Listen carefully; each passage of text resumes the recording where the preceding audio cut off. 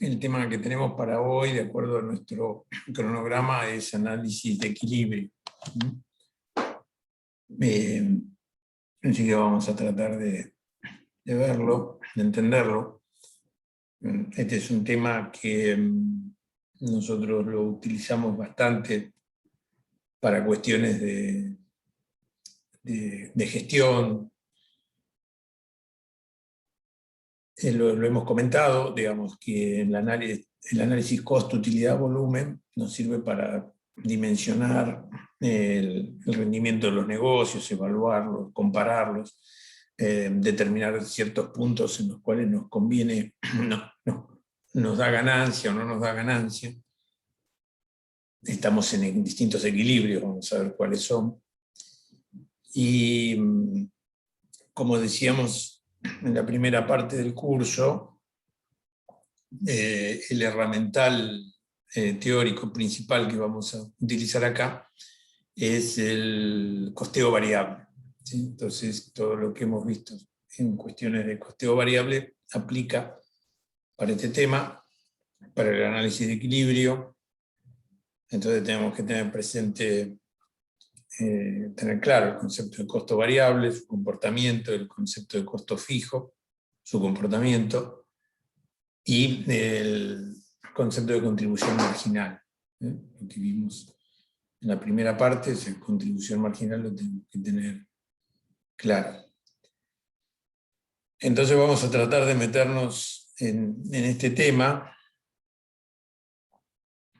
No es muy complicado, probablemente ustedes en alguna otra materia ya lo hayan visto, quizás en principio de economía, hayan visto algo. Bueno, acá estamos compartiendo la pantalla, ¿no? Entonces, en el análisis costo-utilidad-volumen, vean esto, ¿no? Costos, utilidades, diferencias entre ventas y costos, y volumen, ¿sí? Nivel de actividad. Uno de los puntos esenciales que tratamos de definir es el punto de equilibrio. ¿Qué quiere decir punto de equilibrio? Punto de equilibrio es aquel nivel de actividad donde no ganamos ni perdemos. Es decir, el nivel de actividad donde todos los ingresos que obtenemos nos alcanzan para compensar los costos totales. Entonces no tenemos ninguna utilidad. El análisis de equilibrio se hace sobre la base de funciones lineales. Esto es una simplificación, ¿sí? Los fenómenos relacionados con las funciones de ingreso y de costos, no de costo total, no tienen un comportamiento siempre lineal. Puede haber comportamientos que no son lineales, pero resulta claramente más práctico desde el punto de vista matemático trabajar con un modelo lineal y no con modelos que no son lineales. Es más sencillo, porque utilizamos conceptos algebraicos más simples que lo que tenemos que usar si las funciones no son lineales. Y para problemas donde el rango de análisis está acotado, la linealidad nos resulta suficiente y útil y no nos genera distorsiones de importancia. Si el rango es más amplio, bueno, tal vez no es un modelo correctamente o totalmente representativo de la realidad si lo hacemos lineal, tenemos que hacer otros modelos. Pero con un rango acotado sí nos sirve.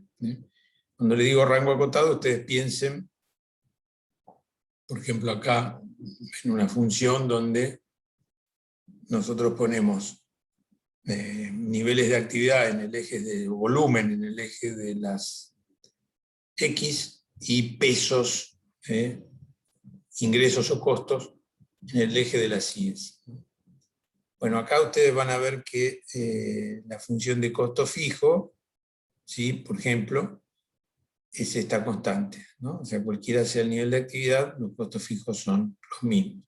Pero para dar un ejemplo muy simple de que a veces puede no haber linealidad, imaginen que nosotros queremos dar un salto, o sea, aumentar nuestro volumen, duplicar nuestro volumen, y bueno, y lógicamente esta función pega un salto y estaría a un nivel más alto.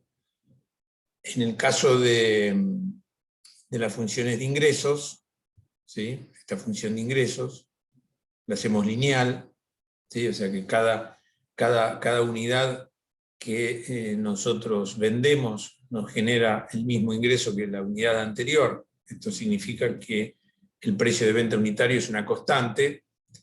Esto no siempre es así, porque nosotros sabemos que si, por ejemplo, queremos aumentar nuestro nivel de ventas, con frecuencia tenemos que hacer descuentos, y si entonces nosotros hacemos descuentos, esta función ya no es una función lineal con una pendiente igual al precio de venta unitario, porque para aumentar nuestro volumen de ventas tengo que bajar los precios, entonces esta función pasa a ser un tanto aplanada, un tanto logarítmica, ¿sí? Y en el caso de la función de costos, lo que opera en la función de costos, no sé si en algún ejemplo creo que lo hemos dado, son dos fenómenos contradictorios entre sí, que por un lado es las economías de escala, ¿sí? Cuando nosotros trabajamos con economías de escala, agregar nuevas unidades nos van reduciendo los costos medios, ¿sí? ¿Por qué nos van reduciendo los costos medios? Porque los costos fijos los distribuimos entre una mayor cantidad de unidades. Y hasta podremos llegar a pensar en que bajamos los costos variables, porque si compramos más cantidad es probable que obtengamos, por ejemplo, compramos más cantidad de materia prima, es probable que obtengamos materias primas, bonificaciones en los precios de nuestras materias primas que nos hacen los proveedores. En consecuencia, esta función del costo total, que está representado así con la línea celeste, tendrá en la primera parte, podría tener un comportamiento más aplanado, tipo logarítmico, y después en la segunda parte podría crecer más que proporcionalmente, o sea, un crecimiento que no es lineal, debido a lo que en economía se llama rendimientos marginales decrecientes, donde el costo de agregar más unidades crece más que proporcionalmente, porque tal vez estamos ya aprovechando al máximo nuestra capacidad, o tenemos que poner, por ejemplo, horas extras para producir más, y implica que la hora extra tiene un valor más alto que la hora anterior. Entonces el rendimiento de la unidad adicional pasa a ser menor, ¿sí? Porque el costo de producirlo se hace mayor.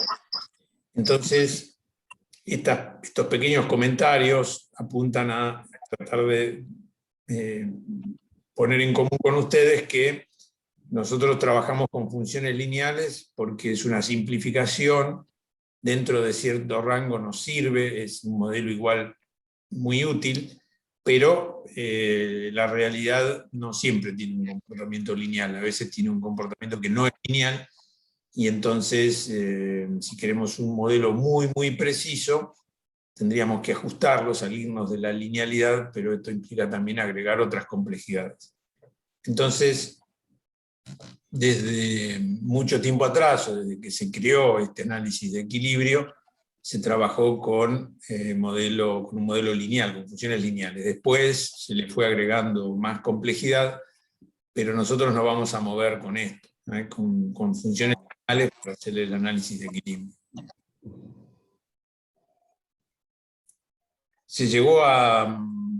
¿Lo llegué a explicar esta primera introducción? Sí, sí, profe. Bueno. Por ahora.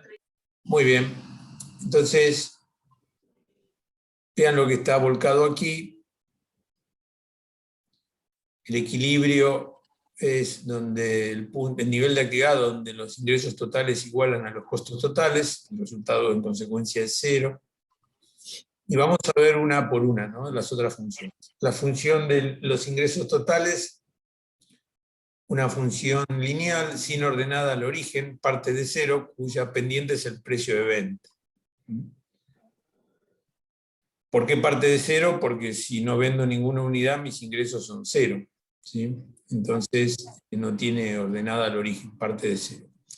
Y la pendiente es el precio de venta, porque lo que va creciendo esta función es por cada unidad que voy vendiendo, voy agregando al ingreso el precio de venta de cada una de esas unidades. Como le dije, lo estamos considerando una constante porque es una función lineal.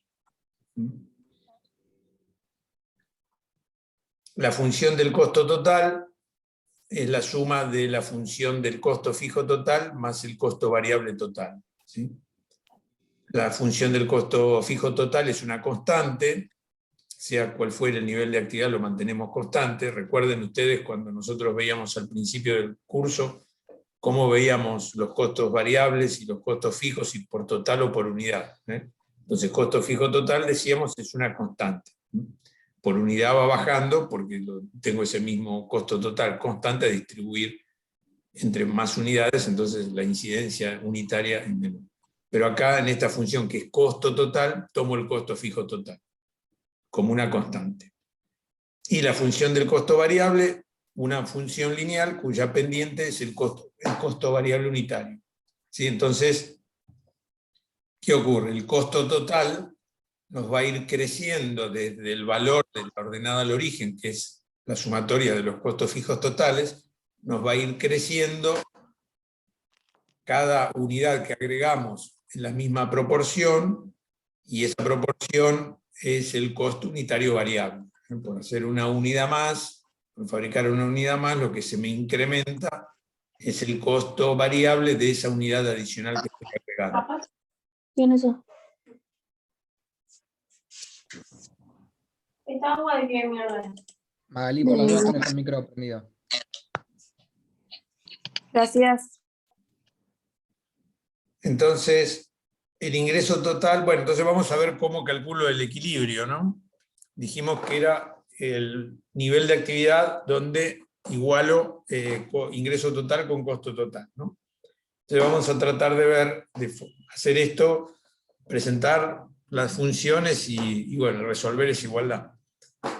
Entonces fíjense ustedes acá, ingreso total Q por precio de venta unitario. Q, la cantidad, va a ser la incógnita, porque nosotros estamos buscando ese valor de equilibrio, qué cantidad, en qué nivel de actividad se me igualan los ingresos con los costos totales. Y acá en costo total pongo costo fijo total más Q, esa cantidad que es la incógnita, por costo variable unitario. Bueno, igualamos, y después lo que tenemos que hacer es despejar Q. ¿Sí? Es algebraico. Tenemos que despejar Q.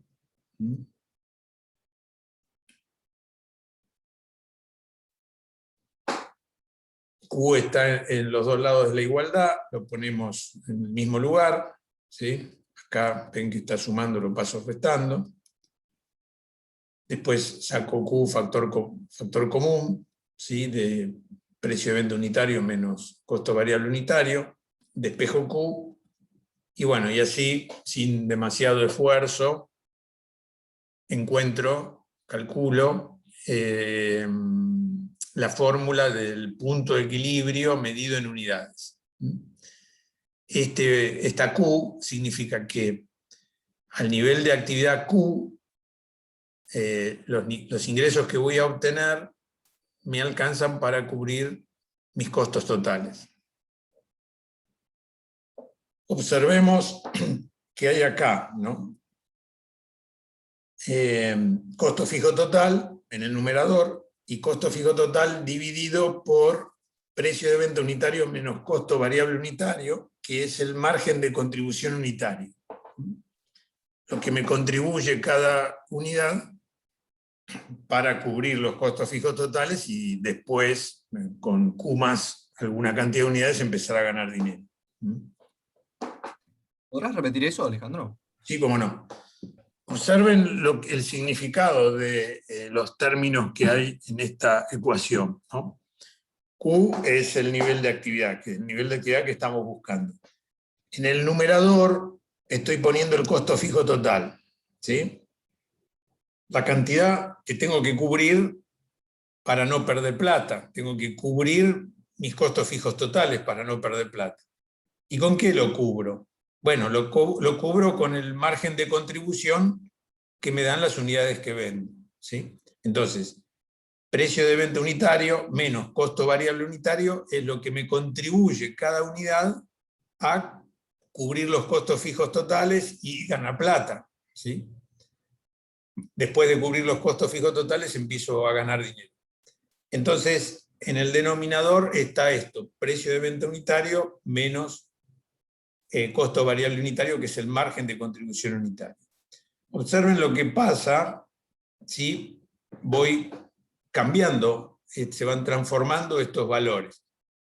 Obviamente, si lo que se ve muy fácil, si en una unidad económica, en una empresa, tengo un costo fijo total más alto e igual margen de contribución, el punto de equilibrio se va a obtener en un nivel de actividad mayor, ¿no? Porque tengo un costo fijo total mayor que cubrir, ¿sí? Algebraicamente significa que si el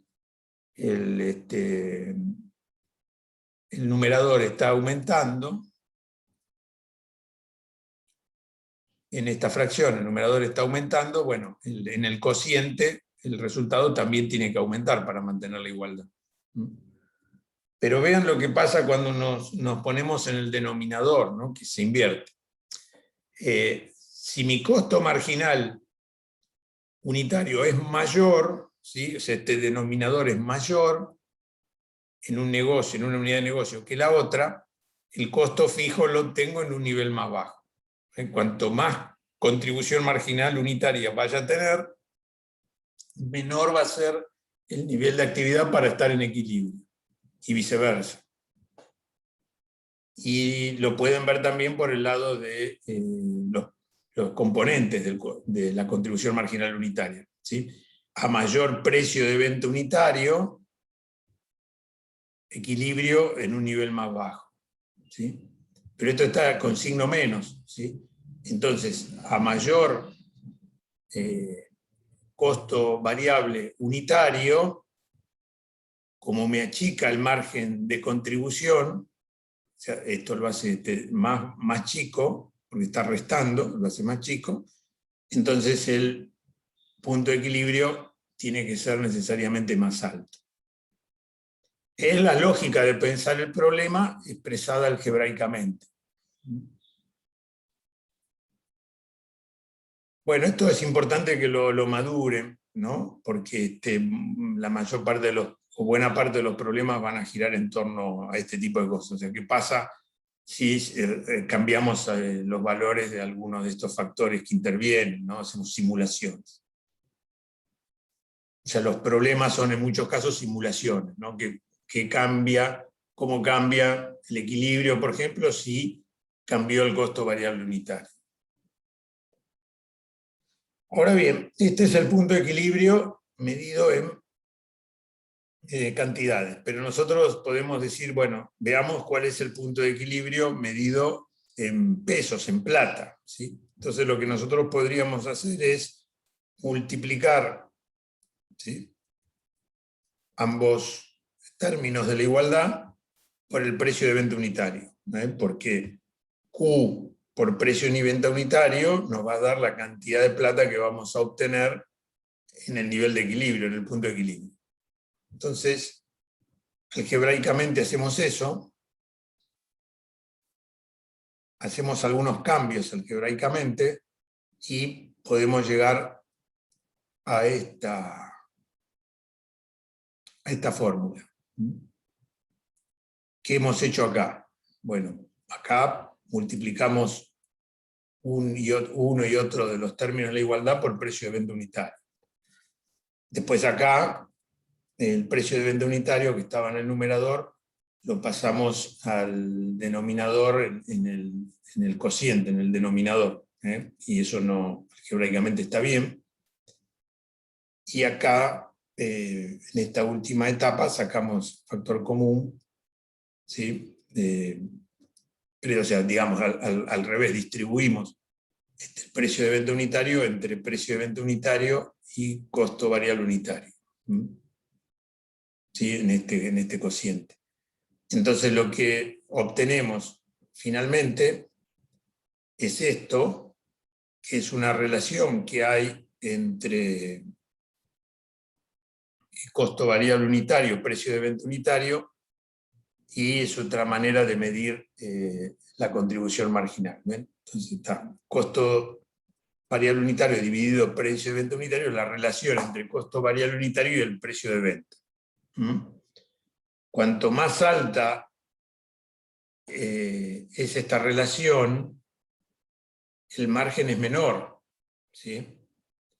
Y entonces, si el margen es menor, el punto de equilibrio va a ser mayor, como decíamos antes.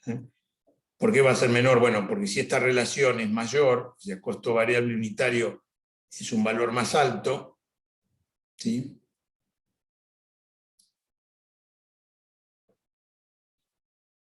El margen se hace menor, ¿sí? Ya que se está restando de 1. Entonces, si lo que resto de 1 es una cifra más chica, ¿sí? Entonces divido por un número más cercano a 1 y el costo y la Q1 va a crecer tanto. Si este denominador se acerca a 0, ¿sí? Disminuye, entonces a la Q la hago aumentar mucho, ¿sí? Perdón, ¿ese denominador puede ser negativo? ¿Puede ser que costo variable unitario dividido precio variable unitario? Claro, bueno, es un buen caso el que estás planteando, que es una situación, ponele ¿por qué podría ser esto negativo? Querría ser un caso en el cual el costo variable unitario supera el precio de venta unitario. Es una situación donde habría que dejar de producir, ¿sí?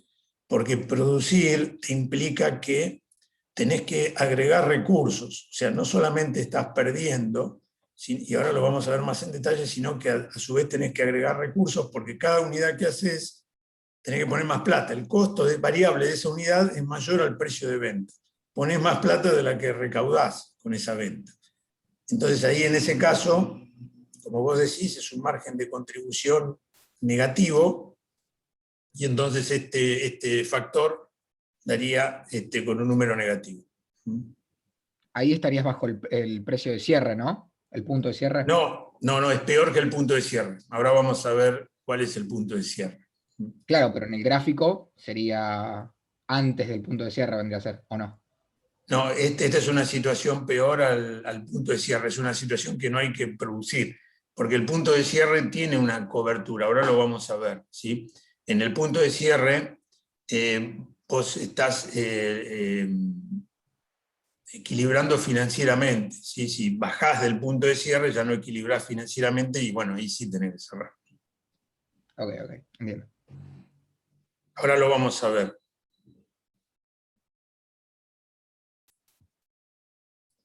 Bueno, esto medio es un juego de sumas y restas, ¿no? ¿Qué pasa si aumenta uno, baja el otro? Si lo miramos con detalle, creo que, y con atención, bueno, no deberíamos confundirnos ni equivocarnos, ¿no?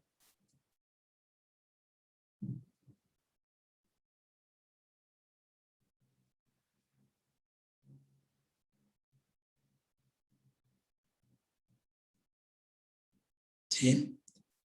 Entonces, cuando este término se hace más grande, quiere decir que se acerca a 1, ¿sí? 1 menos un número cercano a 1 da 0 punto algo, y poco, ese punto, lo que sigue al punto es una cifra pequeña, entonces al dividir por 0, algo, ese cociente da un valor más alto.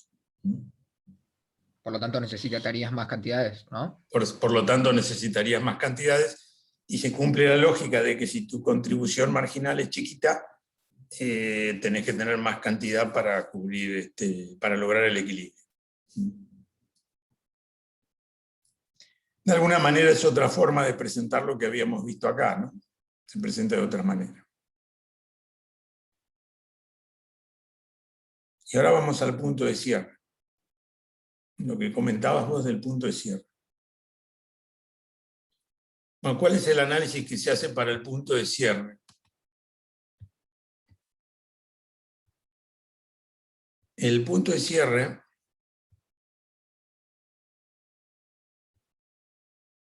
¿qué sucede? Nosotros dentro de los costos fijos tenemos algunos costos fijos que son erogables y otros que no son erogables. Los no erogables son típicamente las amortizaciones, cosa que nosotros ya sabemos que es así. ¿Y por qué nos puede interesar incluir este tema de los no erogables en este análisis? Bueno, nos puede interesar porque hay un efecto ahí financiero, porque nosotros sabemos que las amortizaciones no hay que pagarlas. Las amortizaciones inciden en el resultado económico, pero no hay que pagarlas, o sea, son no erogables. Entonces a mí me puede interesar ver cómo funciona esto, considerando solamente los costos fijos que tengo que pagar, no los costos fijos totales, sino los costos fijos totales menos los no erogables, que sería, supongamos, restar las amortizaciones. Y así calculo el punto de cierre. Es la misma lógica que la anterior. En el numerador tengo una cifra más chica, porque estoy restando el costo fijo total, los no erogables. En consecuencia, el Q, este Q de cierre es a un nivel más bajo, ¿no? Porque el numerador, achico el numerador, entonces la igualdad del otro lado da un valor más chico. Acá se puede preguntar, bueno, este es el punto de cierre, ¿en qué caso puede ser igual el punto de cierre al punto de equilibrio?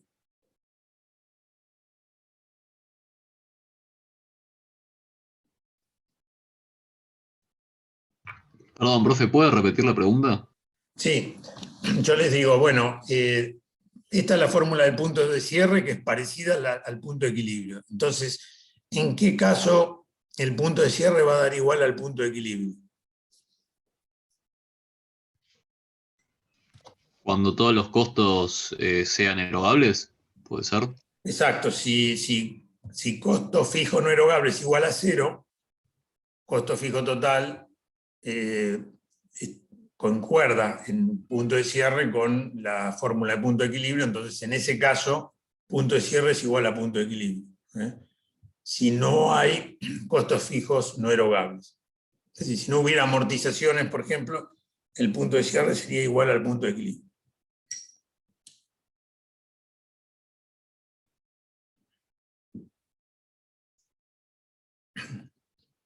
Bueno, acá entonces lo que vamos a tratar de representar es todo lo que estamos diciendo, ¿no?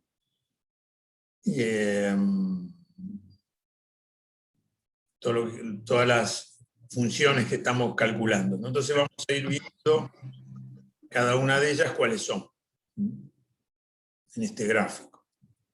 Entonces, la función violeta son los ingresos. Esta recta es la recta de los ingresos. Arranca en 0 y la pendiente es el precio de venta unitaria. La función celeste es la función del costo total. ¿Ven? Arranca en 10. ¿Por qué arranca en 10? Porque esos son los costos fijos. Los costos fijos es esta función que es una constante, ¿sí? Entonces, la función celeste es la función del costo total. Costo total suma lo fijo más lo variable. Lo fijo está hasta acá y lo variable es esta parte, la distancia que hay entre lo celeste y esta rosada. Pero acá está agregada también otra, que es la de costo total sin los costos fijos no erogables, que arranca un poco más abajo. ¿Por qué? Porque están restados aquí los costos fijos no erogables. O sea, le estoy sacando los no erogables a esta función del costo total y hago una nueva función del costo total sin incluir los costos fijos no erogables. Por eso va un poco más abajo. Los puntos de intersección son, en un caso, el punto de equilibrio, ¿sí? Los ingresos totales igualan a los costos totales, y el punto de cierre donde los ingresos totales igualan a los costos totales erogables, que son erogables, que van a incluir los costos variables y los fijos erogables. Bueno, al hacerlo así, nos quedan tres partes dentro del eje de las X, ¿no? Un segmento que iría, bueno, desde 0 hasta el punto de cierre, después otro segmento que va del punto de cierre al punto de equilibrio y del punto de equilibrio en adelante. La cuestión es que acá agregamos relacionamos lo económico y lo financiero. En equilibrio estamos en un análisis económico. Del equilibrio hacia la derecha, gano. Del equilibrio hacia la izquierda, pierdo. Pero dentro de lo que pierdo, tengo el tramo del punto de cierre, ¿sí? Entonces, ¿qué quiere decir acá? Si estoy del punto de cierre hacia la derecha y antes de llegar al punto de equilibrio, estoy en pérdida, estoy perdiendo, pero no tengo déficit financiero, porque los ingresos que obtengo me alcanzan para cubrir todos los costos erogables. En cambio, si estoy del punto de cierre hacia la izquierda, bueno, pasa lo que comentábamos antes, que los ingresos que tengo no me alcanzan para cubrir todos los costos que tengo que pagar. Entonces parecería que estoy más obligado a cerrar porque financieramente tengo un problema. O sea, para poder operar tengo que conseguir más plata, porque operar me consume recursos financieros. ¿Ven? Entonces aquí, con el tema del punto de cierre, nosotros introducimos el elemento financiero dentro de un análisis que es esencialmente económico.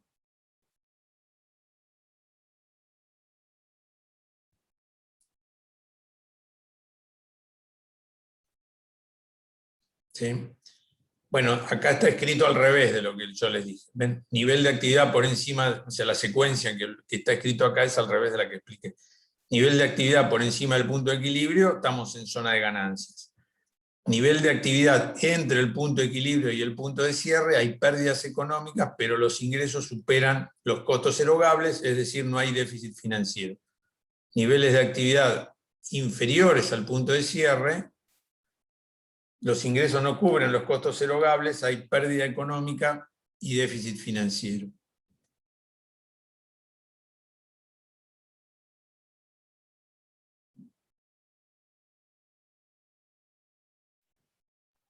Clarito. ¿Sí? Bueno, acá lo que les dije antes, puede coincidir el punto de equilibrio y el punto de cierre, sí, en aquellos casos en que no existen costos fijos no erogables. Bueno, esto entonces es la base con la cual analizamos punto de equilibrio y punto de cierre. Ahora vamos a meter algunas variaciones sobre esto para tratar de hallar otros niveles de actividad que no son solo el equilibrio y el cierre, sino otros. Entonces, uno de lo que nos podemos preguntar es decir, si en lugar de un punto de equilibrio que no gano ni pierdo, me puede interesar saber qué nivel de actividad tengo que tener para ganar una cierta cantidad que me interesa ganar. Bueno, lo que algebraicamente tendría que hacer es, en el numerador, agregarle beneficio I. En costo fijo total más que tengo que cubrir, sí, más un cierto beneficio, bueno, tengo que hallar el Q que me permita lograr ese beneficio. El beneficio ahí puede ser una suma o un monto, ¿sí? O una relación, ¿sí? Si es una relación respecto de algo, hay que plantearlo correctamente y después trabajarlo bien algebraicamente, sin cometer errores algebraicos. Porque en definitiva estamos apuntando a despejar el Q. Bueno, esto es bastante simple de entender. acá hay una complejidad, ¿sí? Entonces, porque puede ser que a mí me interese hallar un beneficio después de impuestos, es decir, neto de impuestos. Cuando decimos acá neto de impuestos en este tipo de problemas nos estamos refiriendo a impuesto a las ganancias, no al impuesto al valor agregado, ¿sí? Que veíamos antes, sino el impuesto a las ganancias. El impuesto a las ganancias, ¿qué saben ustedes del impuesto a las ganancias? A ver, cuéntenme algo, si no hablo todo yo. Que es un choreo. Bueno, buen aspecto. ¿Y de qué manera te chorean? Te tienen un 35% por el simple hecho de que, nada, hay que financiar. Está bien. Pero el 35%, ¿quién paga el 35%? En la empresa. Bueno. La empresa, No recuerdo ahora cuánto es el monto, pero como que todo el tiempo lo están subiendo. No me acuerdo cuál fue la última suba, pero como que lo suben por la inflación, porque llega un momento en el que ya un sueldo más o menos bueno ya califica para el impuesto a las ganancias. Claro, era para algunos sueldos que eran mayores a cierto valor, no me acuerdo cuál era. ¿alguno de ustedes tiene retención de ganancias en su recibo de sueldo? Ni de casualidad. Lamentablemente, ¿no? Pues ya lo van a tener. Miren, acá estamos hablando de dos cuestiones diferentes. Digamos, esto es un tema tributario, no es objeto de esta materia, pero bueno, ya que lo mencionamos o salió, lo aclaramos. Total, les sirve ya saberlo, distinguirlo. En general, en Argentina y en todo el mundo, el tratamiento que recibe el impuesto a las ganancias aplicado sobre las rentas de las personas se diferencia del que se le aplica a las empresas. ¿En qué consiste esta diferencia? Cuando hablamos de personas, decimos que tiende a pensarse que el impuesto a las ganancias tiene que ser progresivo, ¿sí? ¿Qué quiere decir que sea progresivo? Quiere decir que si ganás mucho o a medida que vas ganando más, lo que te saca el gobierno es un porcentaje más alto, ¿sí? Eso quiere decir progresivo. Es decir, yo hago todas las deducciones que tengo, ¿sí? Y supongamos que después de hacer todas las deducciones, que todo lo que se está hablando ahora, ¿no? Que no paguen los que ganan 150, bueno, 150.000, ese tipo de cosas.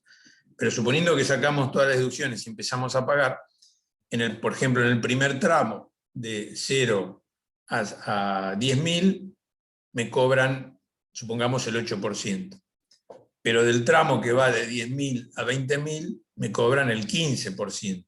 Del 20.000 al 30.000, el 20%.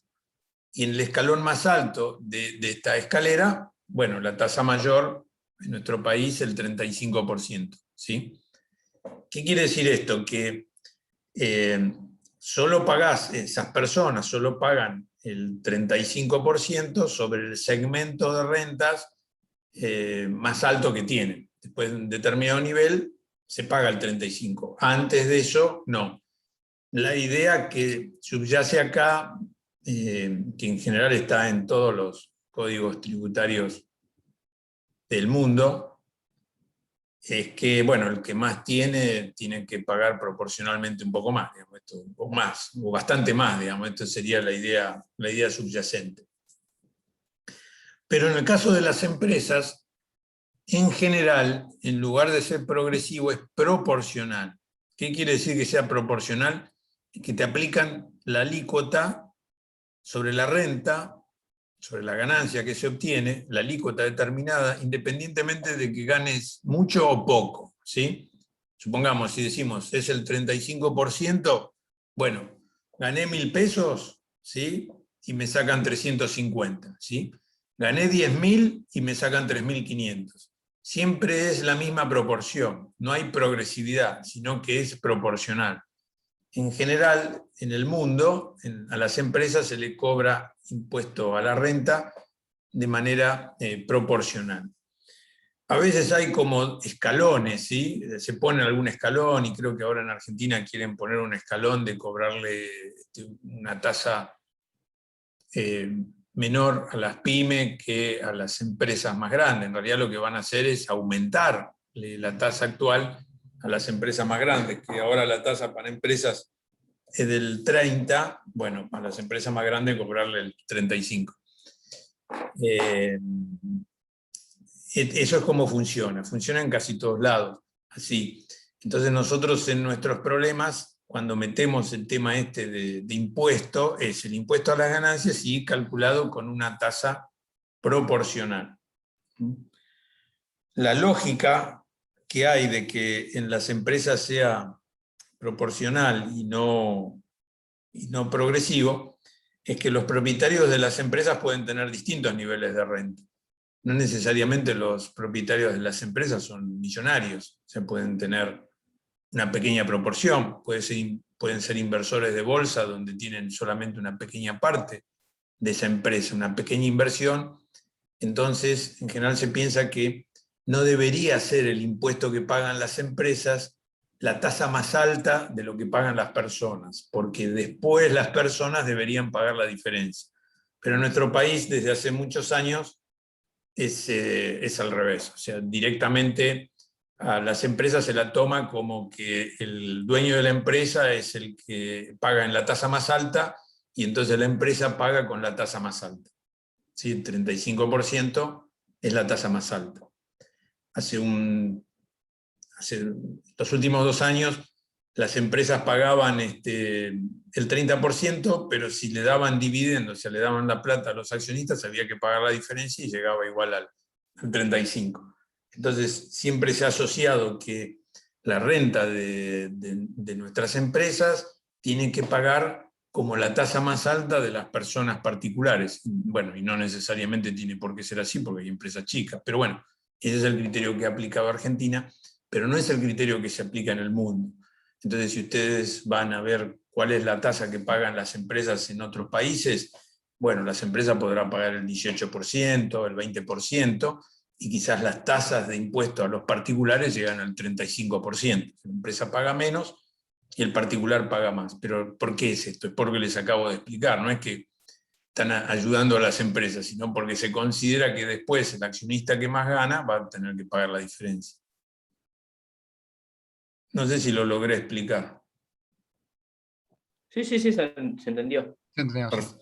Bueno, entonces por eso nosotros acá vamos a trabajar agregándole el impuesto de esta manera, ¿no? Acá dice en Argentina ahora es el 35%, en realidad este ejercicio es cuando era el 35%, después bajó al 30%, iba a bajar al 25%, pero nunca llegó a bajar al 25% porque esa reforma de la ley no llegó a aplicarse, y ahora parece que para algunas empresas va a pasar al 35%. De todas maneras, para nosotros es lo mismo, acá podemos poner 35, 30, 25, nosotros estamos viendo cómo lo calculamos, ¿no? Y eso es una constante que nosotros metemos, esta T, digamos, metemos el valor que nos parezca. Entonces, ¿cuál es el razonamiento que hay que hacer? Nosotros tenemos que hacer este razonamiento. Estamos tratando de ver el beneficio después de pagar el impuesto, porque nos interesa lo que se va a percibir de manera neta. O sea, qué nivel de actividad nos va a permitir cubrir todos los gastos y obtener una renta neta de impuesto para el accionista o los propietarios. Entonces nosotros decimos, el beneficio después de pagar el impuesto es el beneficio antes de pagar el impuesto menos el impuesto. El impuesto es una T aplicada sobre el beneficio antes del impuesto. Esa T que en este problema, bueno, estamos diciendo que es 35, pero podría ser otro valor. Entonces nosotros acá sacamos factor común, beneficio antes de impuestos, por 1 menos T. ¿Sí? Y después, si despejamos beneficio antes de impuesto, vamos a tener que el beneficio antes de impuesto es igual al beneficio después de impuestos dividido 1 menos T. ¿Ven? Esto es todo algebraico. Y tiene su lógica. O sea, nosotros tenemos que ganar más para llegar a un monto neto menor después de restarle el impuesto a las ganancias. Y bueno, después llevamos estos valores a la fórmula, ¿sí? Entonces nos dice, para hallar el beneficio después de impuestos, ¿sí? Nosotros tenemos que poner en el numerador, ¿sí?, el costo fijo total más el beneficio antes de impuesto, ¿sí? ¿Por qué el beneficio antes de impuesto? Porque tenemos que pensar que eso no va a ser el beneficio neto, porque va a estar restado el impuesto a las ganancias, ¿sí? Ese es el concepto. Entonces, esto es lo que tenemos que cubrir, ¿sí? O sea, tenemos que llegar a cubrir el costo fijo total más el beneficio antes de los impuestos, con nuestro margen de contribución. Después despejamos, o sea, reemplazamos beneficio antes de impuestos, lo reemplazamos por la fórmula que habíamos puesto antes, que es beneficio después de impuestos dividido 1 menos t, y así llegamos al valor. Entonces, si nosotros queremos obtener la Q que nos permita obtener una renta neta de impuesto, tendremos que poner el costo fijo total más esa renta neta de impuesto dividido 1 menos t, o sea que va a dar un número mayor, que es el beneficio antes de impuestos, y todo eso dividido por la contribución marginal unitaria. Entonces, trabajando a este nivel de actividad, lo que nosotros vamos a conseguir es cubrir nuestros costos fijos totales, obtener una renta, un beneficio, una ganancia, sacarle la parte que se lleva el gobierno de impuesto a las ganancias y quedarse con la parte neta que nos interesa ganar para los accionistas o los propietarios. ¿Se ve la lógica de esta fórmula? Pero, profe. y lo que yo no entiendo es cómo, ¿y nosotros en qué aplicaríamos eso? ¿Qué nos darían los datos si tendríamos que calcularlo? ¿O Sí, cuál es la claro. utilidad? Esto es un tema bastante interesante porque muchas veces los negocios se miran en función de la rentabilidad que van a obtener, ¿no? Entonces nosotros con mucha frecuencia queremos saber a qué nivel de actividad tenemos que operar para obtener una cierta renta que nos interesa obtener, ¿no? Claro, entiendo. Y nosotros en beneficios después de impuestos, nosotros ponemos ese dato, nosotros buscamos el beneficio que queramos Claro, tener. generalmente es un beneficio después de impuestos, es un dato que le interesa al que está evaluando, tomando decisiones, le interesa llegar a ese beneficio, ¿no? Ok, entiendo. Listo, gracias.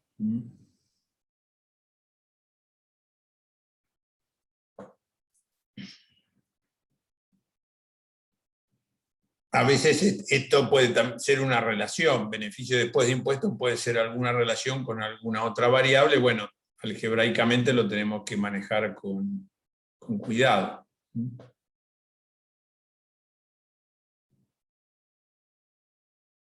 Bueno, y esto es lo que hay hasta este momento. Ahora vamos a ver un par de conceptos más, ¿sí? Y esta batería de conceptos y análisis algebraico es lo que vamos a usar en los casos prácticos, ¿eh? O sea que tenemos que tratar de entender bien cómo funciona. No es muy complicado, pero bueno, entender bien cómo funciona este modelo. Vamos a ver dos conceptos más y después ya paramos, que son el margen de seguridad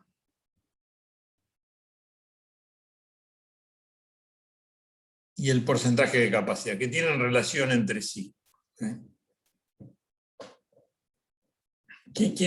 ¿A qué se le llama margen de seguridad? Bueno, el margen de seguridad se le llama a un porcentaje en el nivel de ventas, sería en definitiva en el aprovechamiento de la capacidad, que hay entre el nivel normal y el equilibrio. Mi empresa en situación normal vende, por ejemplo, 1 millón de unidades, 1 millón de pesos, supongamos. Pero el equilibrio calculado en pesos está en 500.000, ¿sí? Entonces yo tengo un margen de seguridad del 50%. ¿Ven? Eso sería, ¿cuánto pueden bajar mi nivel de ventas o mi Q, lo podría calcular en Q, mi nivel de actividad, desde el punto normal hasta el punto de equilibrio? ¿Sí? Porque en definitiva esa es lo que se considera que hay seguridad de que estamos dentro de la zona de beneficio. Por eso margen de seguridad. Después ya caeríamos en una zona de pérdida. Obviamente, cuanto mayor es el margen de seguridad, significa que yo puedo perder o dejar de vender bastante sin entrar en zona de pérdidas, reduciendo ganancias, sin llegar a perder. Puedo perder ventas, pero no implica que esté perdiendo plata, porque tengo un gran margen de seguridad. Entonces la forma de calcularlo es esta. Margen de seguridad es ventas menos ventas en el punto de equilibrio dividido ventas. Esto lo podrían hacer con Q también. Q de nivel de actividad normal menos Q del punto de equilibrio dividido Q del nivel de actividad normal. Y ese es el margen de seguridad.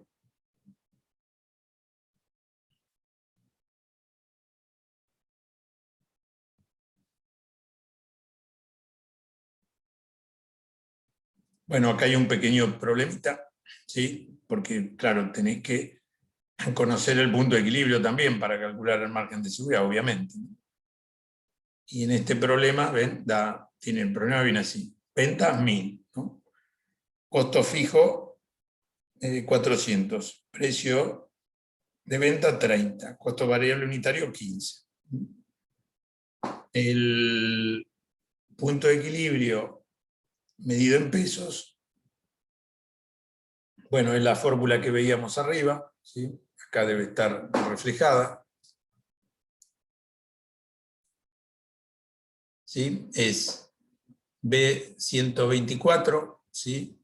Costo fijo en el numerador, dividido 1 menos B126, costo variable unitario, dividido precio de venta unitario. Recuerden, es lo que habíamos calculado cuando hacíamos equilibrio medido en pesos. Entonces eso me da, el punto de equilibrio medido en pesos da 800. Bueno, si 1000 es el nivel de venta normal y 800 es el nivel de ventas que necesito para equilibrio, 20 es el margen de seguridad, 20%. Porque sería 200 dividido 1000. Entonces, si nosotros disminuimos nuestras ventas o nuestro nivel de actividad normal en un 20%, bueno, recién ahí llegamos al equilibrio. Si seguimos disminuyendo, vamos a empezar a perder, pero tenemos ese margen de seguridad que podemos caer en el nivel de actividad sin entrar en una zona de pérdida. Ese es el concepto de margen de seguridad. Bueno, acá está el gráfico. Ven, acá es el nivel normal, ¿sí? Son las 1000. Este es el punto de equilibrio. ¿Ven? Esta es una zona de ganancias, ¿sí? Acá están en equilibrio y la diferencia en nivel de ventas es este. Margen de seguridad. Lo podrían sacar también en unidades, el margen de seguridad. Y conociendo el margen de seguridad, saco el porcentaje de capacidad, que es 1 menos el margen de seguridad, ¿sí? ¿Qué quiere decir? Bueno, es el porcentaje de seguridad, es cuánto insume de mi capacidad alcanzar el punto de equilibrio. Por eso es 1 menos el margen de seguridad. Si crece uno, disminuye otro. Si aumento el margen de seguridad, que es bueno, bajo el porcentaje de capacidad, que es bueno también.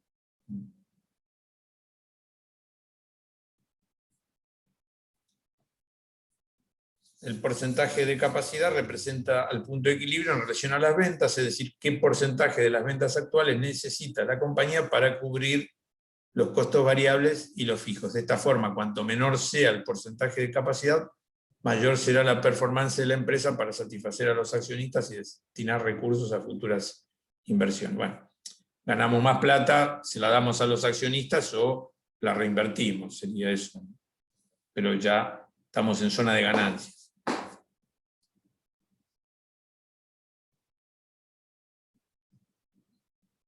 Bueno, y acá está la fórmula. El porcentaje de capacidad es igual a 1 menos margen de seguridad. El margen de seguridad es este. Una pregunta, y si estamos en pérdidas, ¿cuánto sería el porcentaje de capacidad? ¿Más del 100%? ¿Cómo? Si estuviéramos en pérdidas, nuestro nivel promedio sería de producción, estaría en pérdidas. Claro. Si estaría, Más del 100%. si estás en zona de, si tu nivel de actividad normal está en la zona de pérdidas, lógico, no te alcanza todo lo que haces para ganar. Así es. Y en ese caso el margen de seguridad sería negativo. Sería negativo, sí. Ok.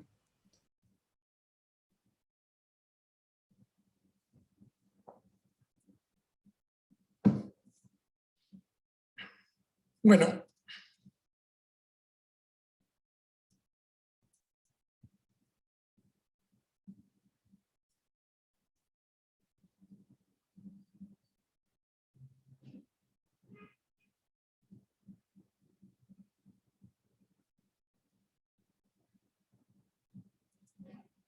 Bueno, acá en la fórmula hay un paso intermedio que lo hemos, está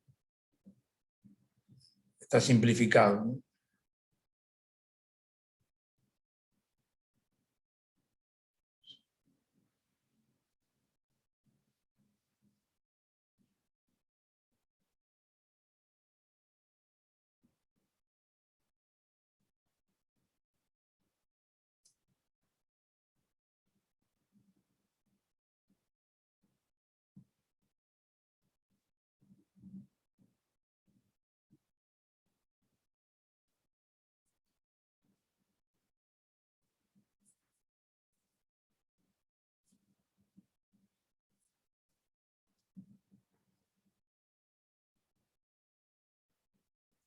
¿Se ve esto?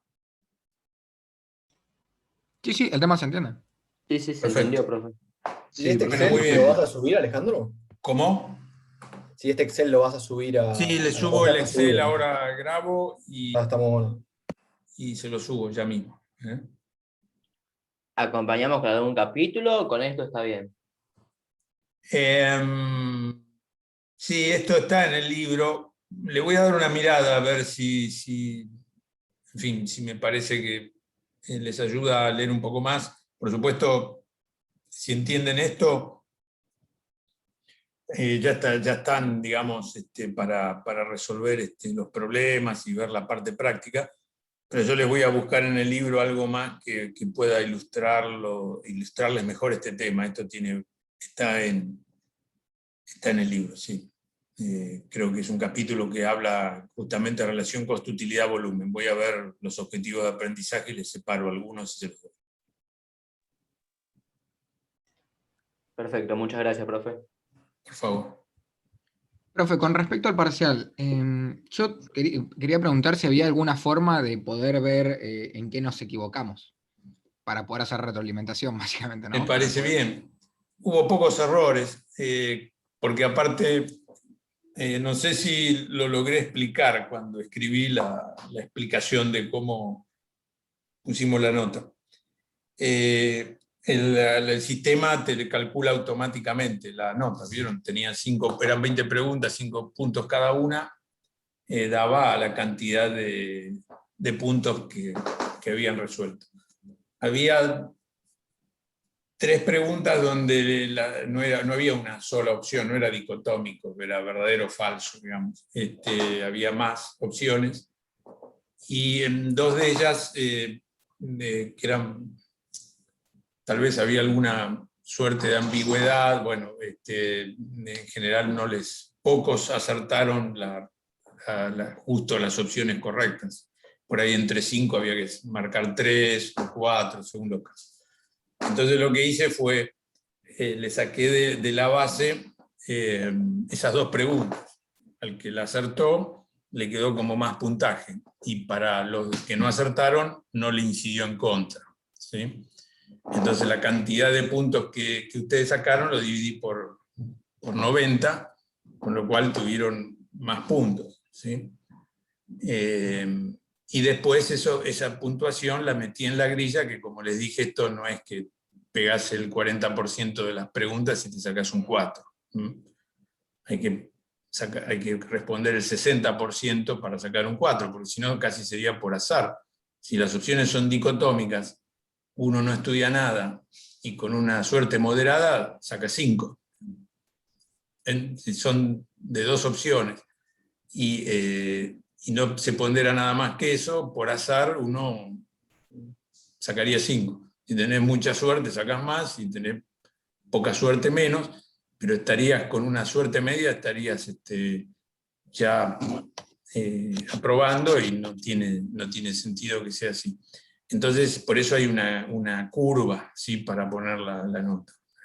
No, claramente. Yo, por las dudas de la nota, no me quejo, solamente quiero saber... No, explico lo de la nota. Y el miércoles yo le voy a decir a Teresa que vea las respuestas con ustedes, las ven directamente. Buenísimo eso. Problema Me sirve es mucho. que Muchas las gracias. puedan ver. Lo que les quería decir es que bueno, tuvieron una muy buena performance, o sea que está muy bien. Estamos muy contentos con el resultado que ustedes lograron.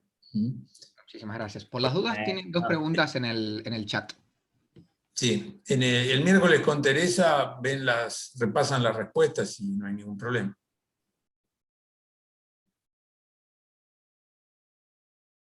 Bueno, lo de la primera pregunta ya la contesté, lo van a ver el miércoles con Teresa. Y el régimen de promoción de la materia, bueno, para promover la materia es 7, y nosotros en general ayudamos un poquito, digamos. Si alguno se quedó debajo del 7 en el primer examen y después saca más, lo hacemos promover la materia. No es que decimos siempre hay que tener por lo menos 7 en todos los exámenes. Viceversa podría pasar también, ¿no? Nos gusta menos que pase lo contrario. O sea, te sacaste 8 en el primero y después te sacás 6. A nosotros nos gusta que ocurra lo contrario, o sea, que la tendencia sea a mejorar, no a empeorar. Y con respecto a eso, y justamente de cara al segundo parcial, ¿una idea de más o menos cómo va a ser? O, No, es algo la misma mecánica. Lo que vamos a hacer es, vamos a meter, vamos a agregar algún problemita dentro de las preguntas, de manera que ustedes lo hagan, resuelvan el problema en un Excel, bueno, mientras están haciendo el examen y vuelquen los resultados. Eso lo hicimos en el curso de la tarde y bueno, funcionó, así que vamos a tratar de darle un poco más de práctica al examen, pero bueno, van a ser preguntas de este tipo, más un par de pequeños casos prácticos. Claro, pero con el sentido de, por ejemplo, nosotros teníamos un punto que era de la producción, la computable, y nos daban el desperdicio extraordinario computable, y teníamos que poner solo la respuesta. ¿Usted se refiere a eso de solo poner la respuesta o de hacer el desarrollo en el mismo examen?